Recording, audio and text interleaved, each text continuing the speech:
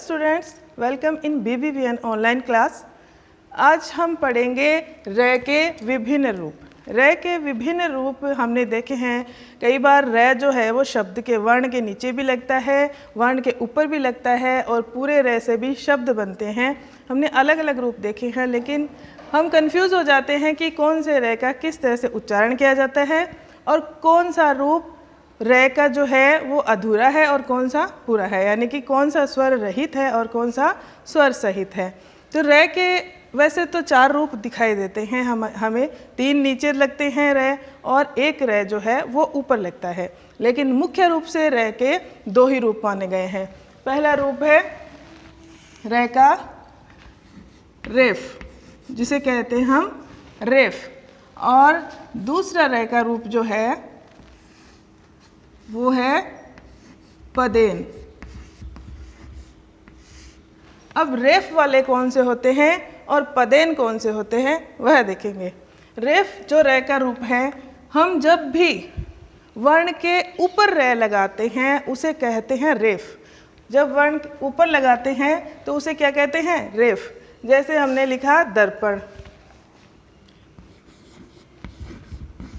आपने देखा कि दर्पण में हमने र जो है वो ऊपर लगाया है, वर्ण के ऊपर र लगाया है। इसी तरह से हम ले सकते हैं धर्म। धर्म में भी र कहाँ लगा है? ऊपर लगा है। कर्म भी ले सकते हो आप। इस तरह से जो र के रूप जो ऊपर र लगता है, वर्ण के ऊपर जो र लगता है, उसे हम क्या कहेंगे? रेफ। अब हमें क्या इसके अंदर, जैसे हमें ये शब्द धर्म से हम इसे बनाते हैं धार्मिक। धार्मिक,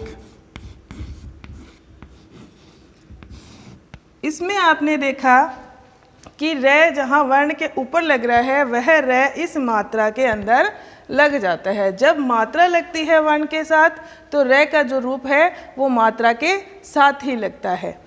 इसी तरह पदेन। अब पदेन क्या होते हैं? पदेन र का वह रूप होता है जो र नीचे लगते हैं। पाई वाले शब्द, पाई वाले जो वर्ण होते हैं, खड़ी पाई वाले वर्ण होते हैं, उनके नीचे जो र लगता है उनको हम कहते हैं पदेन।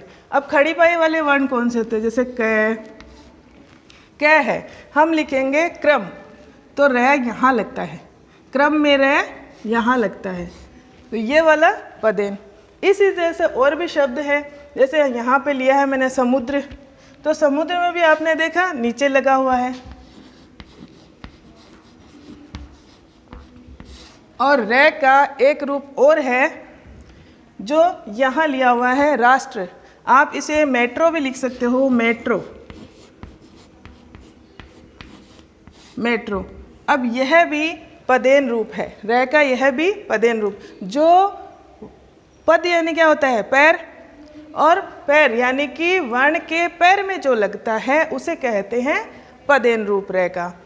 अब हम यह देखेंगे कि इनके अंदर कौन सा र पूरा है, यानी कौन सा र स्वर के साथ है। हर व्यंजन में एक स्वर विद्यमान होता है, मैंने आपको बताया था। ए स्वर की ध्वनि प्रत्येक वर्ण में विद्यमान होती है, यानी प्रत्येक व्यंजन में। तो कौन सा स्वर रहित है और कौन सा स्वर सहित है, यह देखते हैं। यहाँ पे हम वर्ण विच्छेद करते हैं। सबसे पहले दर्पण का। दर्पण का वर्ण विच्छेद करेंगे। द प्लस ए प्लस र, क्योंकि र की ध्वनि पहले आ रही है तो हम र ही लिखेंगे। प्लस प प्लस ए प्लस ण हलंत, प भी हलंत, प्लस इस प में ए लगा है, र में नहीं लगा, प्लस ए।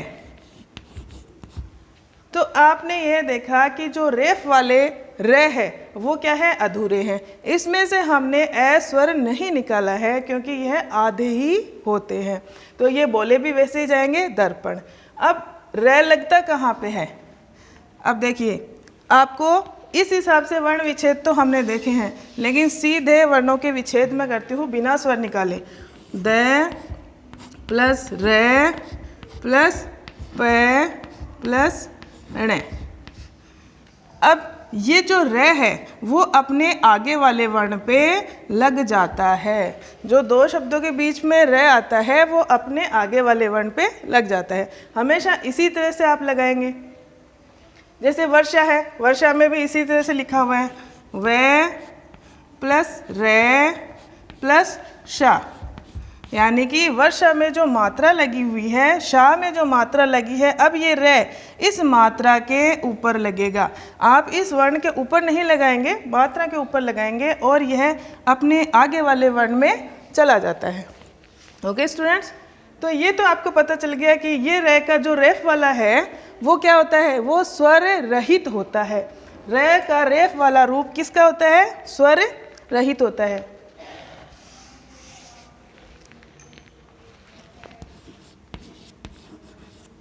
रेफ रे स्वर रहित होता है। अब नेक्स्ट हम चलते हैं पदेन में। पदेन में जो भी लगे हुए हैं वो सारे के सारे स्वर सहित होते हैं, यानी कि वो पूरे ही बोले जाएंगे। मैंने आपको पहले भी ये चीज़ें क्लास में बताई है, लेकिन फिर से एक आप इस तरह से समझिए, एक कहानी मैं आपको बताती हूँ।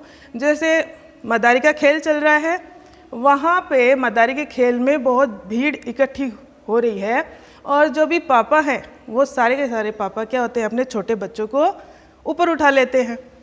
तो आप ये ध्यान रखेंगे कि यानी कि कंधे पे जो बैठे हैं वो कौन है, वो छोटे हैं, और जो नीचे हैं वो हमेशा बड़े होते हैं। यानी कि नीचे जो रे का रूप लगा हुआ है वो बड़ा है, क्योंकि कंधे पे कौन रहता है, छोटे बच्चे रहते हैं, और जो बड़े होते हैं वो अपने कंधों पे छोटे बच्चों को उठाते हैं। आप हमेशा ये आपको पूरा दिखाई देता है, लेकिन ये होता कौन क्या है, आधा होता है। और ये आपको आधा दिखाई देता है जो नीचे लगा हुआ है, लेकिन यह हमेशा पूरा होता है। जो पदेन होते हैं वो पूरे होते हैं और जो ऊपर रेफ वाला लगा हुआ है वो अधूरा होता है। ओके स्टूडेंट्स, अब एक जगह और प्रॉब्लम आती है। आप री का इसके अंदर नहीं है, रे के इतने ही 4 रूप हैं, लेकिन वो भी मैं आपको बता देती हूँ। जैसे री है हमारा, री, आप री की मात्रा पद के या फिर इसके पद के नीचे लगाते हैं, वर्ण के नीचे लगाते हैं, तो आप इसको बोलते हैं, जैसे मैंने लिखा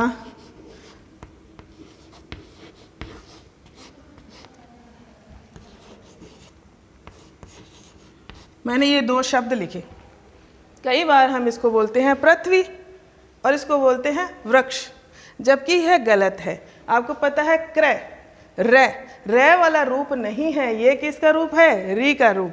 जो नीचे इस तरह से घुमा के लगाते हैं वो किसका रूप है, री का रूप। तो हम इसे क्या बोलेंगे, पृथ्वी ना बोल के क्या बोलेंगे, इसे पृथ्वी। क्या बोलेंगे, पृथ्वी। पृष्ठ, मैंने आपको पहले भी बार बार बताया है कि पृष्ठ नहीं होता, पृष्ठ। पृथ्वी, वृक्ष, इस तरह से इन रूपों का प्रयोग करते हैं। तो आपने रे के विभिन्न रूप मुझे लगता है सीख लिए होंगे। मैं आपको इसकी वर्कशीट भेजूंगी, वो आपको करनी है। Okay, thank you.